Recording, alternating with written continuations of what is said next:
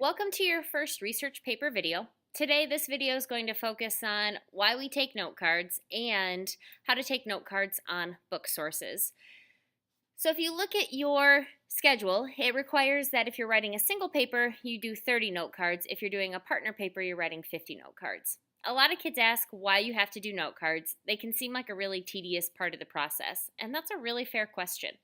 Here's why note cards are very important. They keep you from a couple of things. First of all, they keep you from plagiarizing things. The way that we're going to do note cards is we're not copying directly out of our sources unless they're quotes, and so that's going to keep us from accidentally plagiarizing our paper. They're also going to help us when it comes time for organizing our paper because they will help us be able to sort them into piles, and we're going to be able to follow them along on our outline. And it's just a nice way of organizing all of your information. Essentially, by the time you have all of your note cards done, you've written your whole paper. You just have to string them together into paragraph form. So the note cards are really an essential part of the process. I would expect that it would obviously take you way more than 30 or 50 note cards to write your paper, and I really highly recommend that you continue on with writing more note cards. However, I'm just going to check in 30 of them or 50 of them, but make sure that you're taking notes from all of your sources. So let me go ahead and start with a note card on a book.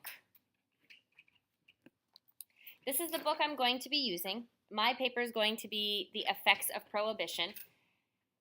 So you can see here that this book has an author on my note card. So first I want to set up my note card. I like to use the white lined ones, but you can use whatever you'd like.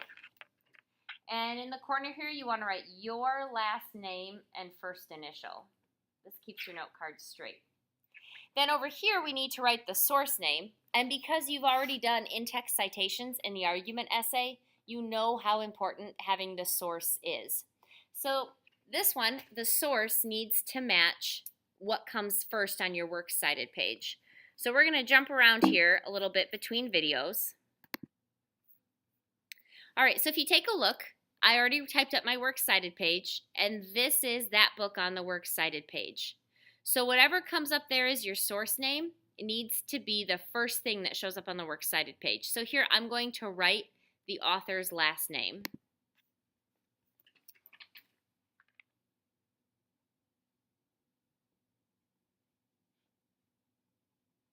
Okay, and then you need to put your topic. So your topic's always going to stay the same. So mine is effects of prohibition. And then you want to put your subtopic. And this is what's really going to help you organize out your paper. So this card is going to be about increased crime.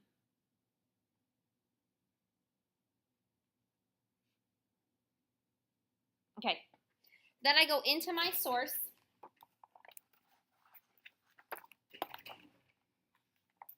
And let me show you how this works. So you can see here, it was interesting to learn that prohibition led to also increased police crime. So you can see here it says bootleggers who dealt in illegal liquor and rum runners who brought alcohol into the country by boat bought off police officers to ensure that they could conduct business. So instead of copying that directly, I'm just going to make a quick phrase note. So bootleggers bought off police. These should not be full sentences. Then down here in the right-hand corner, because it's a book source, I should have a page number. You are going to have the page number for your in-text citation. So you can see here it's page 29. So I'm going to go ahead and write page 29. And that card is taken care of.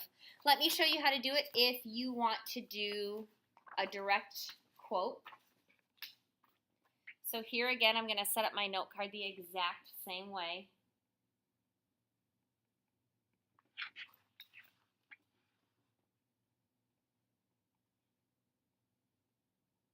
Okay, again, I've got effects of prohibition.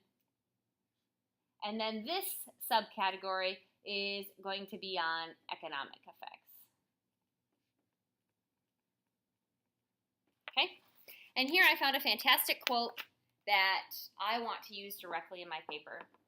So it says, in strictly economic terms, prohibition helped the poor people of America.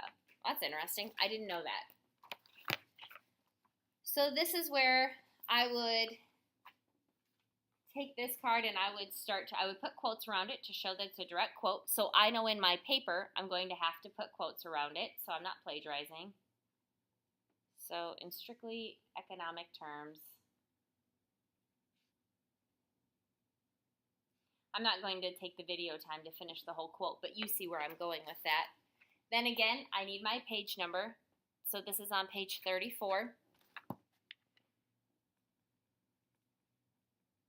And there you have it. You must have the source on there and the page number when it comes time for your in-text citations. This will make your life much easier. So there you have it. That's how you take a note card on a book source.